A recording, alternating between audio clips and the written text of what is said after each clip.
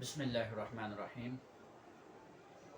Court marriage کے حوالے سے ایک دوست نے سوال کیا کہ اس کی شرعی حیثیت کیا ہے۔ تو یاد رکھیں، اولاد کو اپنے والدین اور اپنے ولی کی سرپرستی میں نکاح کرنے کی ترغیب دی گئی ہے۔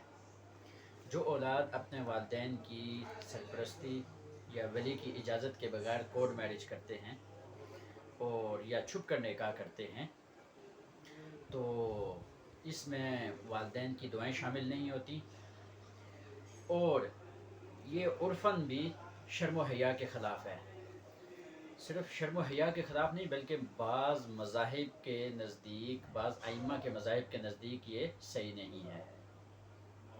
اگر لڑکی بالغ ہے اور وہ ایجاب قبول دو گواہوں کی موجودگی میں کرتی ہے اور اس کا مہر مثل بھی ہے، اور اس کے ساتھ ساتھ اس نے کف کے اندر بھی شادی کی ہے، تو یہ شرعاً اس طرح کرنے سے نکاح منعقد ہو جاتا ہے اور اس میں والدین کو کسی قسم کے اعتراض کا حق حاصل نہیں ہوتا۔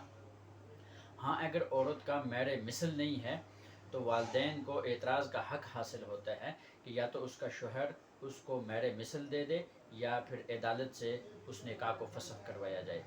اگر عورت نے غیر کف کے اندر کیا یا گواہوں کی موجودگی میں ایجاب قبول نہیں کیا گیا تو اس صورت میں پھر والدین کو یہ حق حاصل ہوتا ہے کہ وہ عدالت کے ذریعے اس کے نکاح کو فسخ کروا سکتے ہیں۔